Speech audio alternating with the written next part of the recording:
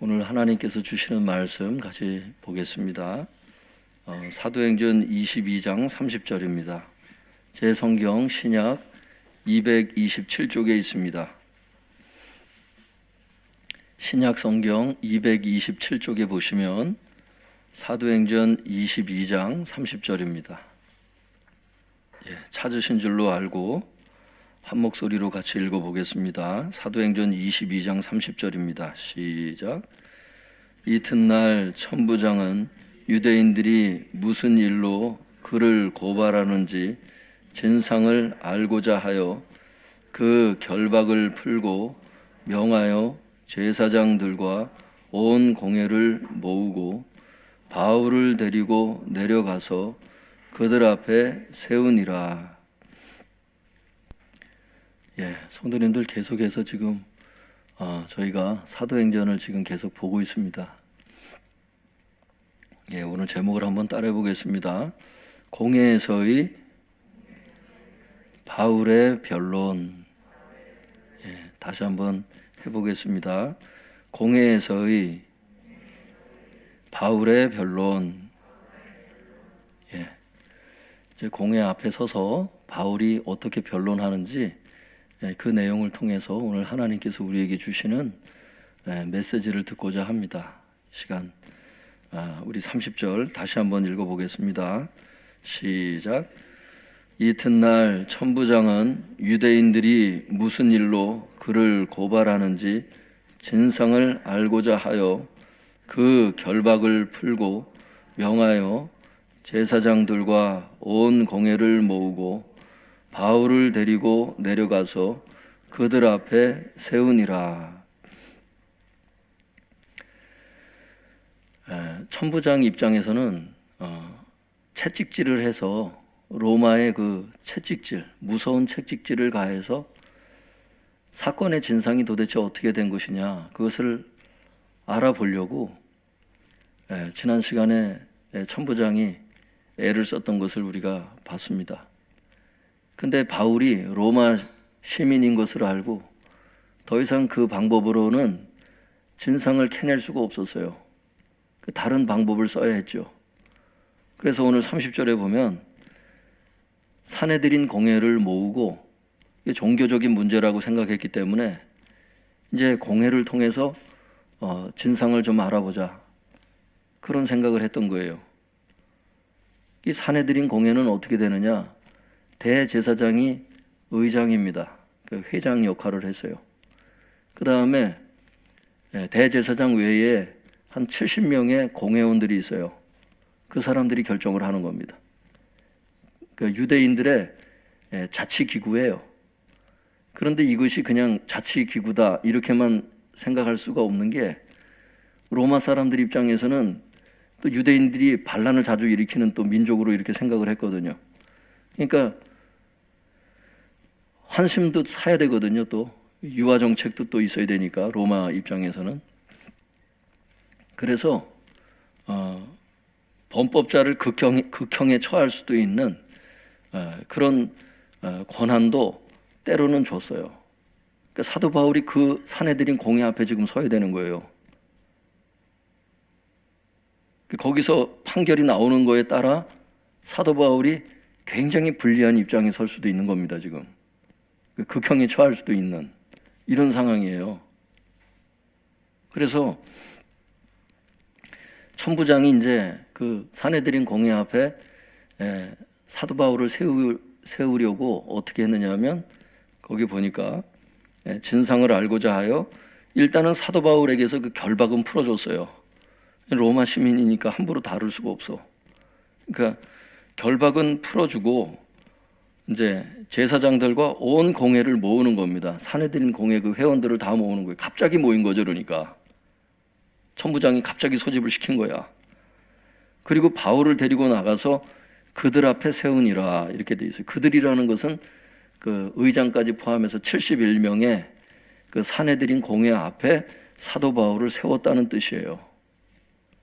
그 사도 바울 입장에서는 변론을 해야 되는 시간이 있잖아요. 재판을 받으려면. 그러니까 재판을 받으려고 이제 변론을 하는 게 이제 1절부터 이제 시작이 되는 겁니다. 그래서 23장 1절로 3절 우리 같이 읽어보겠습니다. 시작. 바울이 공회를 주목하여 이르되 여러분 형제들아 오늘까지 나는 범사의 양심을 따라 하나님을 섬겼노라 하거늘 대제사장 아나니아가 바울 곁에 서 있는 사람들에게 그 입을 치라 명하니 바울이 이르되 회칠한다며 하나님이 너를 치시리로다. 내가 나를 율법대로 심판한다고 앉아서 율법을 어기고 나를 치라 하느냐 하니. 그러니까 바울이 그 71명 앞에서 이제 변론을 할 기회가 주어진 거예요. 여기 이제 그 공회의 순서가 다 기록된 게 아니에요, 성도님들. 이게 지금 핵심적인 것만 나오기 때문에 성경은. 그러니까 이제 변론의 기회가 주어지니까 그 71명 앞에서 이제 변론을 시작하려고 말을 시작했어요. 어떻게 시작했냐면 여러분 형제들아 오늘까지 나는 범사에 선한 양심을 따라서 하나님을 섬겼노라. 원문에 보면 선한 양심으로 나와요. 양심이라는 것은 더러운 양심도 있고 화인 맞은 양심도 있고 이렇게 여러 양심이 나와요. 성경에 보면 사람마다 양심이 타락한 사람들도 있거든. 근데 사도 바울은 예수님을 영접한 이후에 선한 양심을 따라서 하나님을 섬긴 겁니다. 범사에. 여러분 이것이 우리에게 교훈이 될 수 있길 바랍니다. 양심에 꺼리끼는 것이 있으면 신앙생활에서 그 빨리 내려놔야 되거든요. 그 선한 양심이 계속 우리를 찌르잖아. 그렇게 하지 말라고. 불법으로 행하지 말라고. 그게 자꾸 있거든 그게. 이 선한 양심을 따라 말씀대로 신앙생활하는 사람은 사실은 대한민국 헌법이 필요 없어 사실은. 왜? 천국 헌법은 더 엄격하잖아요. 여러분 보시다시피. 죄의 기준이 얼마나 엄격합니까? 마태복음만 읽어봐도. 사도 바울은 그 선한 양심을 따라서 하나님을 섬겼다는 거예요. 범사에. 그렇게 얘기를 하니까 그러면 재판하는 사람들이 앉아서 끝까지 들어줘야 되잖아요. 그 사람의 말을. 그 유대인들이니까 지금 이 사람들은 이 유대법에 따르면 피고가 유죄로 판명되기까지는 무죄로 가정을 하고 이렇게 재판을 하게 돼 있어요. 근데 지금 대제사장 아나니아가 불법을 저질러요. 그 2절 한번 다시 읽어볼까요? 시작. 대제사장 아나니아가 바울 곁에 서 있는 사람들에게 그 입을 치라 명하니. 그러니까 변론을 끝까지 들어줘야 되는데 법을 집행하는 사람이 스스로 법을 어기면서 폭력을 휘두르는 거예요. 그 입을 때리라고. 그러면서 변론하지 못하게 방해하는 거예요. 사도 바울이 이걸 가만 내비두겠어요. 견책을 합니다. 그 3절 같이 읽어볼까요? 시작. 바울이 이르되 회칠한다며 하나님이 너를 치시리로다. 내가 나를 율법대로 심판한다고 앉아서 율법을 어기고 나를 치라 하느냐 하니. 지난 시간에 우리가 봤지만 견책이라는 걸 지난 시간에 배웠잖아요. 견책을 하는 거예요. 불법을 저지르는 사람들을 지혜롭게 교정을 해주는 겁니다. 꾸짖는 거죠. 기독교인들이 착하게 살고 사랑으로 사는 건 좋은데 불법을 행하는 사람들을 보면서 너무 관대할 수 있어요. 하나님보다 더 관대해. 어떤 사람들은. 자기 자신에 대해서도 너무 관대한 사람들.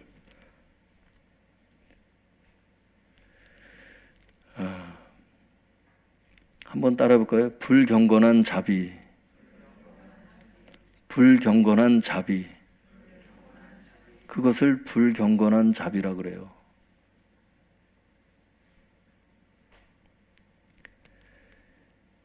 사도 바울이 얘기를 하는 거예요. 이 회칠한 담아 이렇게 얘기를 해요. 성도님들 여기 이제 그 다음 절을 계속 읽어보면 사실은 사도 바울이 그 대제사장이 그렇게 자기 입을 치라고 얘기하는 줄은 몰랐어요. 공회원 중에 한 사람인 줄 알았다고 사실은. 그 다음 절 계속 읽어보면. 회칠한 담이요 이렇게 얘기를 해요. 뭐라 그래요? 흑벽돌 담에다가 이제 회를 칠한 거거든요. 어른들 아시죠? 회가 하얀 색깔이거든. 무덤하고 그럴 때도 회에 같이 섞기도 하고 그러잖아요. 같이 하잖아. 그러니까 흙벽돌 담에다가 이제 하얀색을 입히니까 겉은 깨끗해 보여요. 겉은 재판하는 사람들이니까 대제사장 또 공회원들 이러니까 다 옳은 사람처럼 보이잖아요. 근데 속은 흙으로 만들었으니까 약해 빠졌다는 거야. 진리가 약하다는 거야. 타락했다는 뜻이야. 그러니까 불공정한 재판을 하면서 너희가 지금 그렇게 앉아있다고 이 회칠한 담아 얘기를 하는 거예요. 이 반대 개념이 아까 얘기했던 선한 양심이에요, 성도님들. 회칠한 담과 지금 선한 양심이 지금 대조를 이루고 있어요. 자세히 읽어보시면. 선한 양심으로 사도 바울은 신앙생활을 했고, 사도 바울을 재판하는 지금 그 사람은 회칠한 담이고 이래요. 그 지도자들이 이걸 잘 보셔야 돼. 종교 지도자들이 오늘 이 메시지를 잘 들어보셔야 돼. 나는 선한 양심으로 하나님을 섬기는지, 겉은 번듯한데 속은 다 뭉그러 터졌는지, 썩었는지, 그것을 좀 볼 필요가 있어요. 불공정한 재판을 하고 있는 종교 지도자의 위선을 지금 꼬집은 건데, 이어지는 말씀에 보면은 그게 이제 더 확실히 나오죠.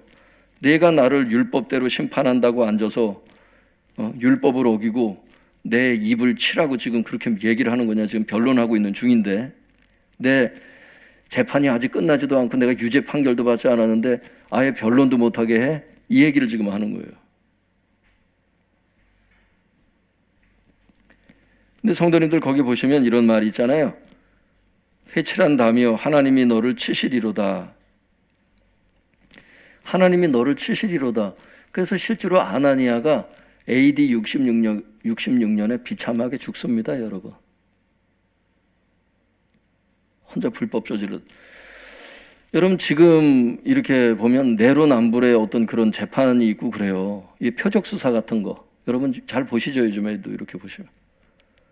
정해놓고 수사하는. 이게 여러분 하나님 앞에 죄가 돼요. 그런 분들 조심하셔야 돼요. 오늘 이 말씀 잘 보시고.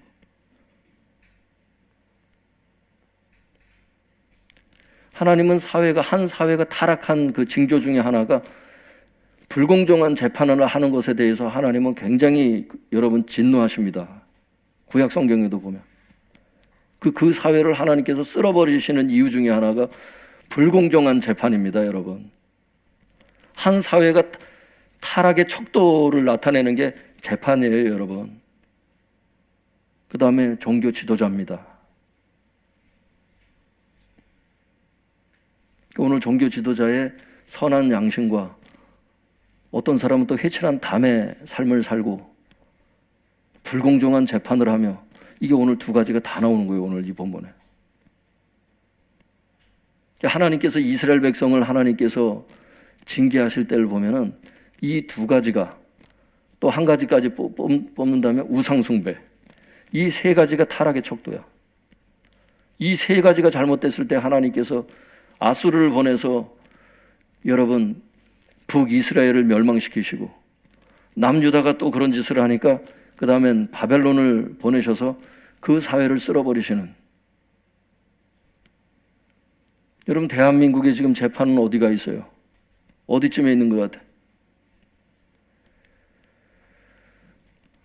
이 자리에서 이런 걸까지 제가 말씀드릴 것으로 준비는 사실 안 했지만, 요즘에 뉴스에 나오는 걸 보면 여러분 참 코로나 이후에 여러분 굉장히 가슴이 아파.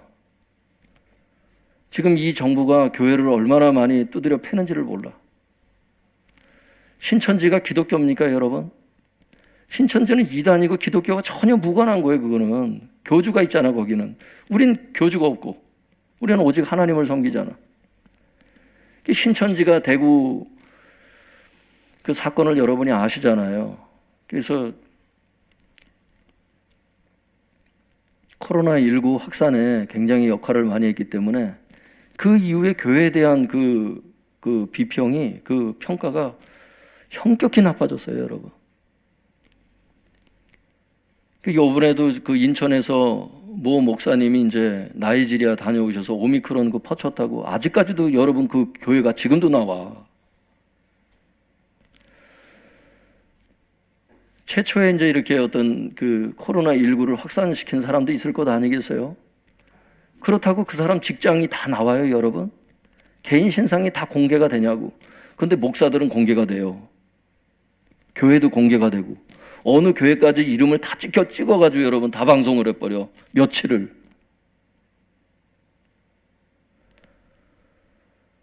다른 곳에서는 식사할 수 있어도 교회 내에서는 여러분 물 먹는 거 외에 뭐를 허락했어요, 지금? 불공정하죠. 이걸 압니다, 우리도.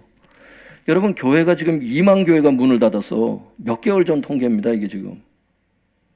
소상공인은 다 보상을 해줘도 교회에 얼마를 보상해줬어요? 사람들이 착해서 얘기를 안 해. 불공정하죠, 여러분. 지금 정부가 교회에 대해서 불공정하게 행한다고.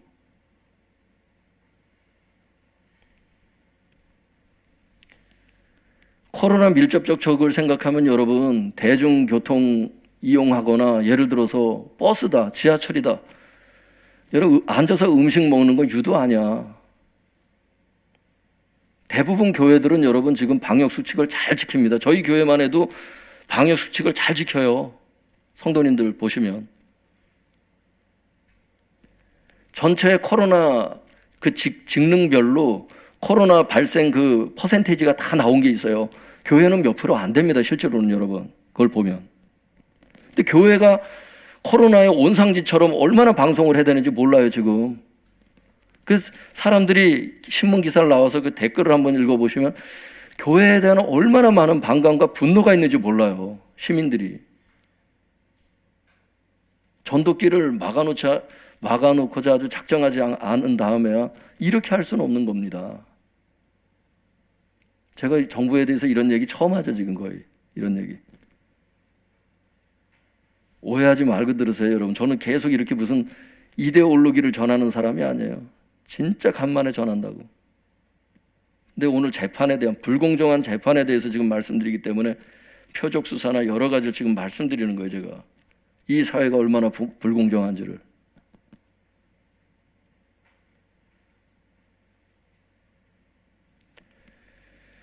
그러면서 이재명 씨는 지금 자기가 대통령이 되면은 여러분 저걸 하겠다는 거 아니야. 그럼 뭐예요? 동성애 법안 통과시키겠다잖아. 그러니까 며느리로 남자를 얻어야 되는 상황이 됐어, 이제. 어느 날 이제 데리고 와. 우리 결혼한다고. 근데 이제 며느리를 남자를 데리고 와. 군대도 동성화가 합법화가 되는 건 뻔한 일이고. 참 무서운 사람입니다, 여러분. 겉보는 거하고 달라.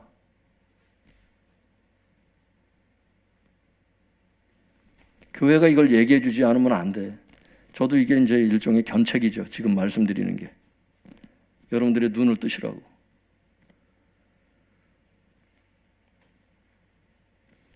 근데 어른들은 생각이 달라.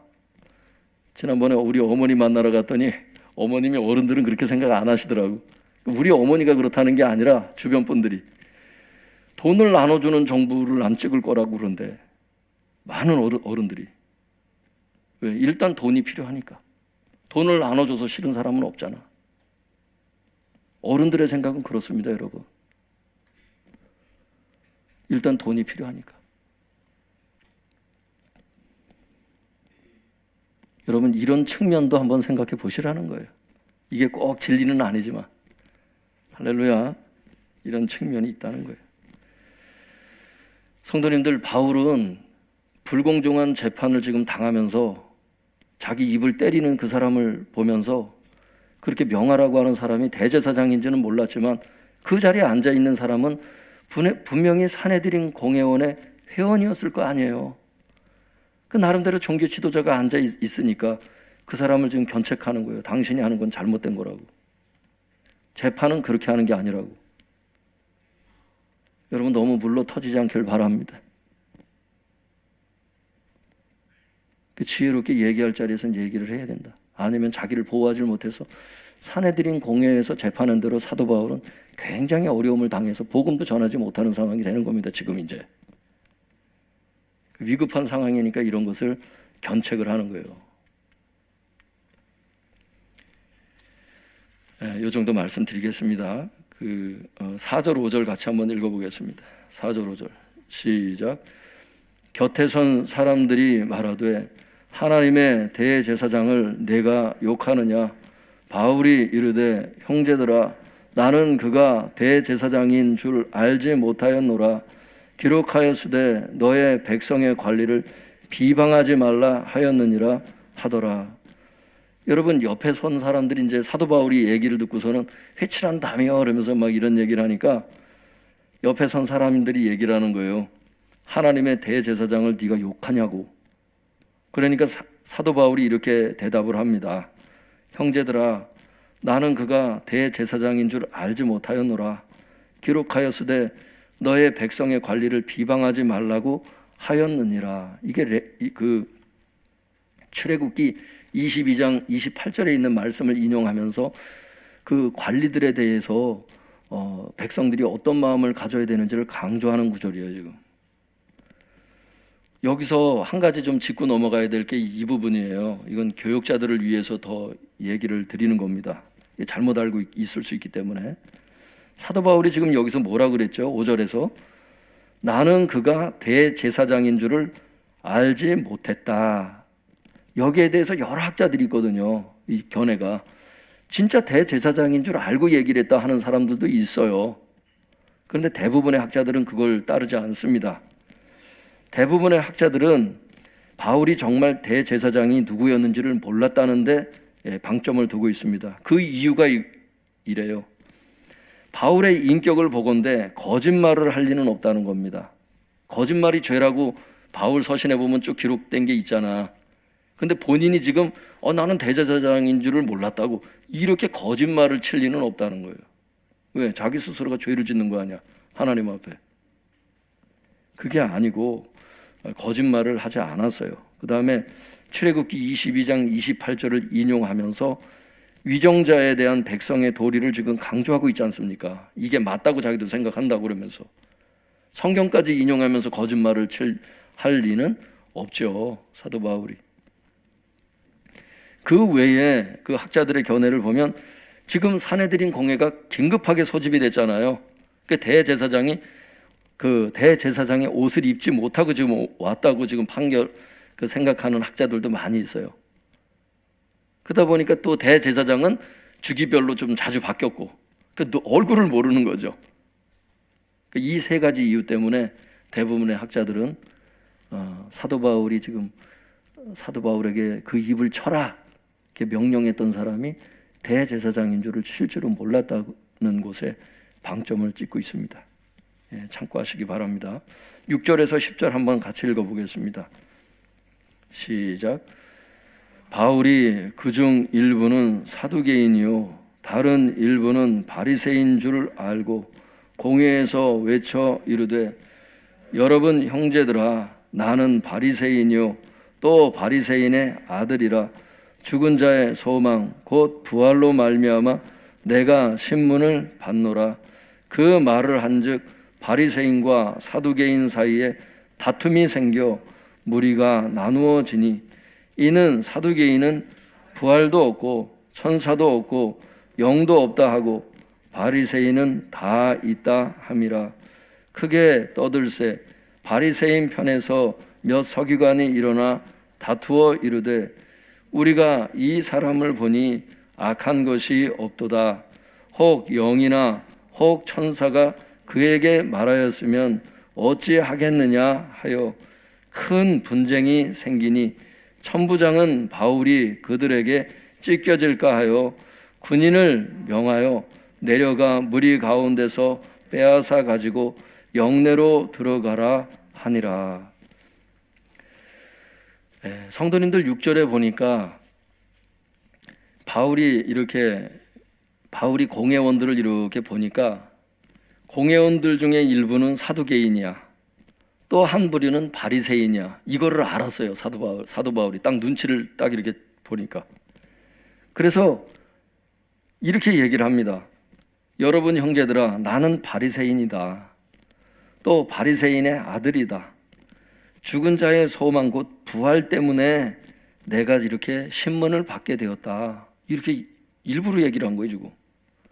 그랬더니 7절에 바리새인과 사두개인 사이에 다툼이 생긴 거야, 지금. 싸움이 생겼어요. 무리가, 이게 공회원들이 원래 하나가 돼서 재판을 해야 되는데 무리가 나눠져 버렸어. 분리가 일어났어. 그 이유가 이제 그 다음에 나오죠. 왜? 사두개인은 부활이 없다고 생각하는 교리를 가진 사람들이야. 바리새인들은 부활이 있다고 생각하는 사람들이고. 일부러 그렇게 한 거죠, 지금. 사도 바울이. 그 10절에 보면 어떻게 돼요? 결국 큰 분쟁이 생겨요. 그래서 천부장이 보니까 이 원문에는 천부장이 염려했다는 말이 있거든요. 헬라어 원문에는 이제 한국말로 이게 성경이 번역되면서 이제 그게 빠졌는데, 천부장이 염려를 해서, 왜 염려했어요? 바울이 그들 사이에서 찢어질까봐, 얼마나 잡아당기고 사람을 저걸 했는지, 팔 빠질까봐 그랬는지, 뭐 어떻게 됐는지, 찢겨질까봐 사도 바울이 어떻게 잘못되면 안 되잖아요. 로마 시민인데. 그러니까 병사들 시켜가지고 그들 가운데서 그 사도 바울 빼내서 그 감금시키라고 이제 얘기를 하는 거예요. 영내로 들어가라고. 그래서 일단락이 됐습니다. 근데 이렇게 이제 설교가 끝나면 여러분 가운데 궁금한 사람들이 있어요. 왜? 이 학자들도 그렇게 궁금해하는 사람이 있거든요. 뭐라 그러냐면, 바울의 이 의도적인 그 행동을 볼 때 상대방을 분열시키고 분쟁을 조장했다고 생각해서 바울의 행동을 비윤리적인 행동이라고 생각하는 학자들이 있어요. 오더크 교수도 그렇게 얘기를 하거든. 여러분, 오더크 교수님 글들이 참 좋은 게 많이 있는데 그분도 그렇게 생각을 해. 근데 학자들의 대부분의 생각은 그렇지 않아요. 그럼 다른 학자들은 어떻게 생각하느냐? 이렇게 생각합니다. 제가 한번 읽어드릴 테니까 한번 참고해 보세요. 아마도 바울은 대제사장과 충돌을 빚은 후에 사내들인 공회 앞에서는 공정한 재판을 받을 수 없다는 것을 깨달았기 때문에 이러한 것을 강구한 것 같다. 가만히 보니까 이래가지고 공정한 재판을 자기가 못 받을 그 지금 분위기야. 이런 상황에서 재판을 받아봤자 이건 표적수사야. 안 되는 거야. 그걸 알았다는 거예요. 그래서 이제 그런 방법을 강구했다는 거죠. 또한 바울이 부활을 언급한 것은 본서에 나오는 증거의 핵심이 그리스도의 부활에 있다는 것을 생각하면 어떠한 상황에서도 그는 그리스도의 부활에 관해 증거하고자 했던 것으로 이해할 수 있다. 여러분, 기독교의 핵심이 뭐예요? 부활이잖아. 지금 어떠한 상황에서도 일단은 자기 몸을 보호하면서 부활의 복음을 지금 전했던 것으로 봐야 된다는 거예요. 이게 지금 핵심적으로 나왔기 때문에 지금 이게 복음을 전했다는 거예요.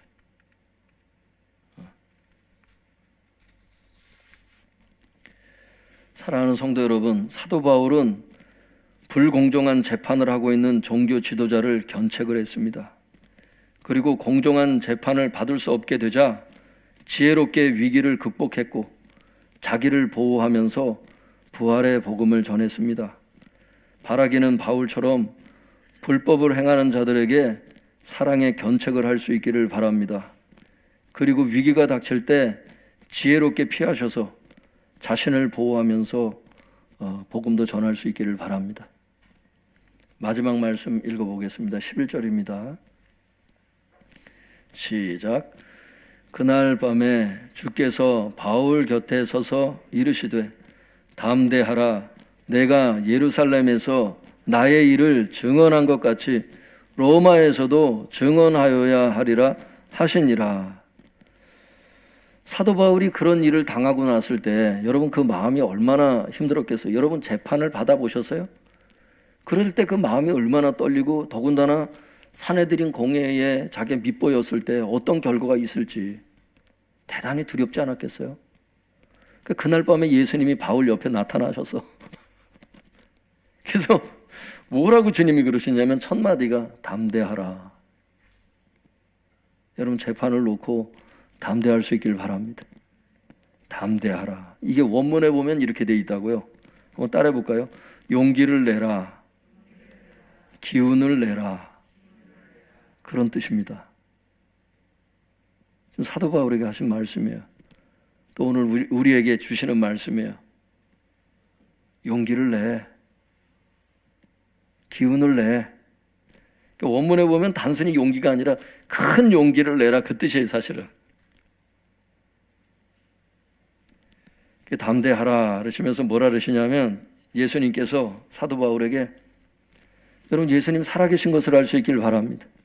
부활의 복음을 전했는데 그날 부활하신 예수님이 본인에게 나타나셨어요. 예수님이 사도 바울을 배신하지 않았다고. 정말 종이 어려움을 겪을 때 어려움을 겪게 될 때 예수님이 도망가지 않으셨다고.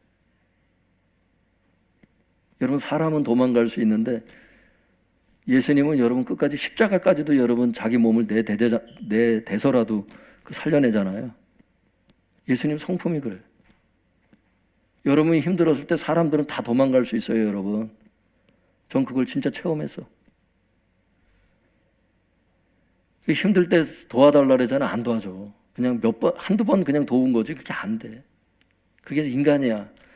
그런 분들이 나빠서가 아니라 원래 인간이 그래. 왜? 능력이 그만큼은 안 되기 때문에. 근데 하나님은 그렇지 않아. 저는 하나님을 사랑하는 이유 중에 하나가 저는 제가 수렁에 빠져 있을 때 나를 돌아볼 수 있는 건 하나님밖에 없었기 때문에. 그 수렁에 진짜 빠져본 사람 많아. 난 그래서 하나님을 배신할 수가 없어요. 배신하기도 싫고. 여러분 목회자의 마음도 타락하지 않게 달라고 기도해 줄 수 있길 바랍니다. 왜? 자기가 자기 마음을 어떻게 지켜? 하나님이 지켜주셔야지 그것도 지켜줘. 근데 어쨌든 말씀하시기를 담대해라 그러시면서 네가 예루살렘에서 나의 일을 증언한 것 같이, 그러니까 예수님께서 사도 바울이 지금 사내들인 공회 앞에서 막 얘기하고 그 사람들 앞에서 예수님을 막 증언했던, 그러니까 증언한 게 맞는 거야. 이게 부활의 복음을 증언한 게 맞은 거야. 예수님이 지금 그거를 확증하시고 있잖아요. 그걸 예수님이 다 들으시는 거야. 여러분이 복음 전할 때 예수님이 다 듣고 계신 것을 알 수 있길 바랍니다. 그걸 다 듣고 계셨어. 네가 예루살렘에서 나에 대해서 증언한 것처럼 로마에서도 네가 증언해야 되리라. 이렇게 말씀. 사도 바울이 지금 로마에 가야 되는 걸 알았잖아요, 자기가. 근데 지금 이 어려움이 있잖아. 과연 내가 로마까지 갈 수 있을까? 여기서 내 인생 끝나는 거 아닐까? 이런 생각할 수 있지 않았겠어요? 근데 주님께서 말씀하시는 거예요. 담대하라 얘기하면서 로마도 네가 가서 구해야 돼. 얘기를 하는 걸 보니까 여기서 이제 죽지는 않아 내가. 그리고 로마로 가야 되는 것을 그 비전을 주님이 다시 한번 확증시켜 주셔. 여러분 신앙생활 내가 끝까지 갈 수 있는 게 아니에요. 예수님이 함께 하시니까 끝까지 가는 거예요. 사도 바울도 그래. 여러분 예수님이 왜 나타나셨을 것 같아요? 사도 바울이 너무 힘드니까 나타나셔.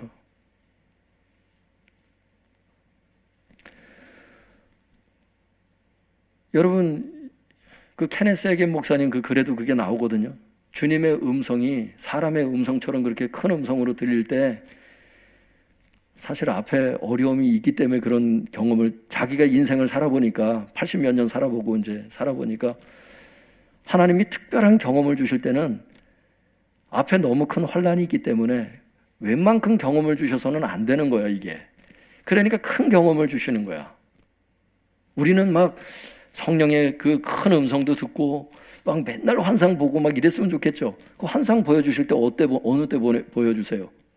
앞에 큰일이 있을 때 보여주시잖아. 마음 흔들리지 말라고. 믿습니까? 방언의 통변이 이렇게 될 때 보면 뭔가 필요하니까 그걸 열어주셔 보면. 저도 여러분 큰 교회에 있었잖아. 제가 처음부터 몇 날 며칠 날 개척하자 이랬던 게 아니었잖아요. 근데 주님께서 개척에 대한 뜻을 비추셔서 그러고 있는데 어느 날 큰 음성이 나는 일생을 살면서 맨날 성령님의 감동 그것만 알지, 케네세게 목사님이 말씀하시듯이 성령님의 큰 음성을 진짜 이렇게 들어보고 그런 걸 난 진짜 없었잖아. 그런 경험이 갑자기 느닷없이 이러시는 거야. 진짜 들리는 음성으로 왕의 대로를 슉하라. 그리고 교회를 개척했는데 왜 어려움이 그렇게 많은지, 지금 목회를 포기하려고 했잖아요. 중간에 제가 사람들이 그렇게 오해를 하고 하여튼 어려움들이 그렇게 많았어. 여기 아신 분들 많이 있지만. 그 내가 마지막 이제 수요 기도회를 이제 드리고 나는데, 이제 수요 기도회를 마치고서는 이제 이 교회를 접어야 되나 보다. 내가 이 마음을 딱 가지니까 제일 내 눈에 밟히는 건 성도님들도 밟히지만 지금까지 나를 믿고 따라줬던 정말 그분들에겐 직장인데 부교육자들이 눈에 밟히더라고. 내가 이제 이 목회를 그만두면 저분들 어떡하나. 이게 제일 먼저 나에게 왔어요, 사실은.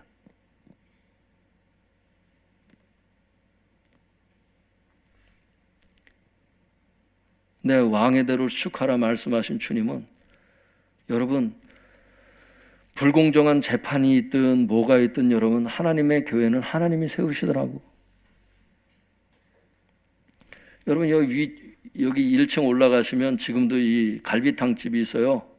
황금 갈비탕. 거기가 얼마나 자주 주인이 바뀌었는 줄 아세요? 우리 15년 동안 내가 여기 있으면서. 근데 교회는 계속 가더라고. 어떤 사람 그래, 아직도 지하냐고. 그게 막 상처가 될라래. 나 진짜 상처가 될라래. 날 보고, 아니 어떤 분을 통해서 거기 들어왔어. 그 교회는 아직도 1층을 못 올라왔냐고. 와, 나 그래 어때? 그래, 나는 아직도 지하다 그래. 야, 근데 여러분 그거 아세요? 아직도 지하인데 1층은 주인이 여러 번 바뀌었는데 여기는 안 바뀌어. 하나님이 물도 새고 막 전기장판도 틀 수 없어.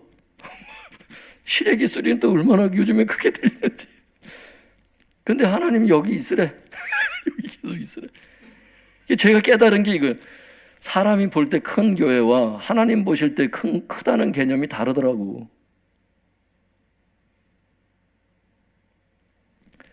여러분, 여러분 어떤 분들이 여러분을 비방하고 여러분들이 가진 돈이 그거밖에 안 되냐고 그러고 너는 실패한 인생이라고 그럴 때 주님이 말씀하실 거야. 큰 용기를 내라. 그러실 거라고.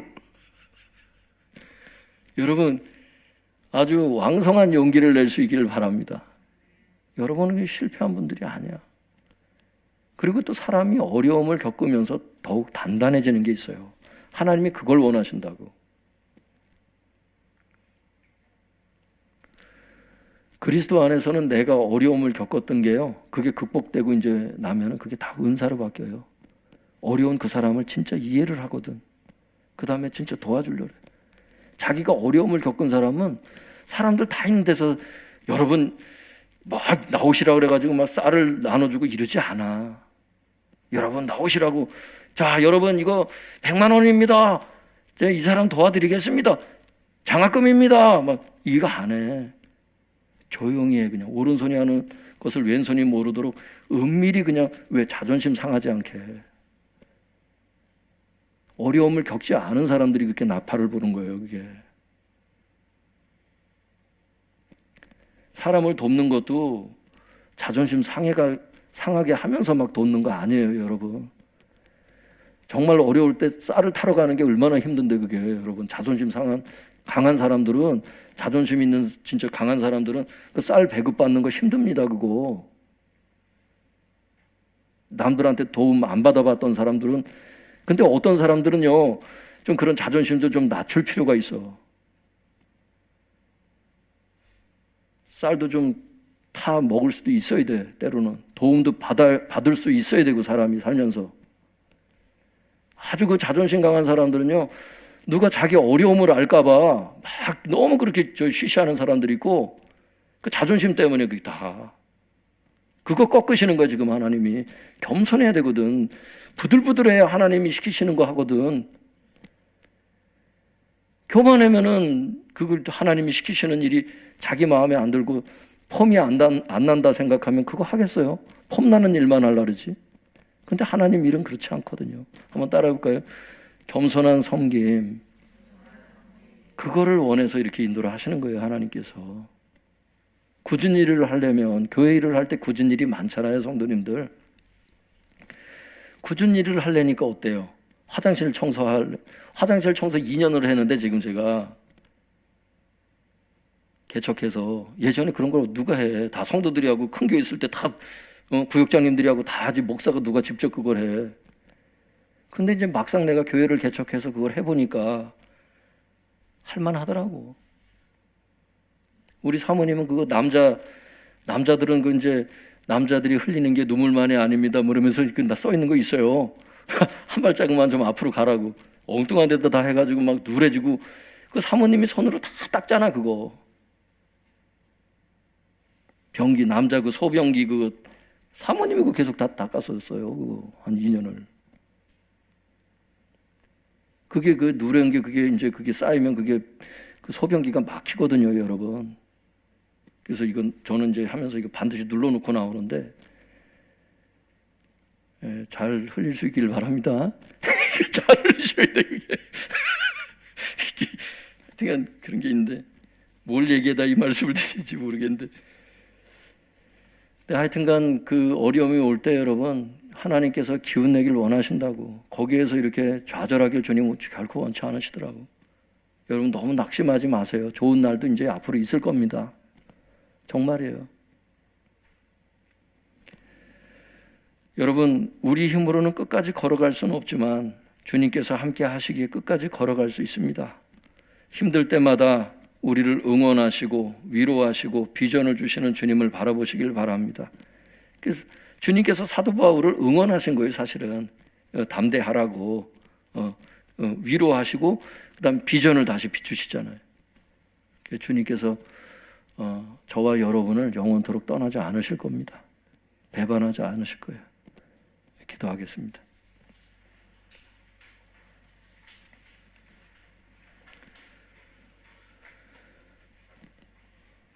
오늘 주신 말씀 붙잡고 하나님께 이렇게 진심을 담아서 몇 마디라도 한번 기도해 보세요. 하나님, 제가 많이 힘들어요. 저도 이런 용기가 필요해요. 저도 위로해 주시고 저도 축복해 주세요. 그렇게 한번 기도해 보세요. 기도하겠습니다. 걸어가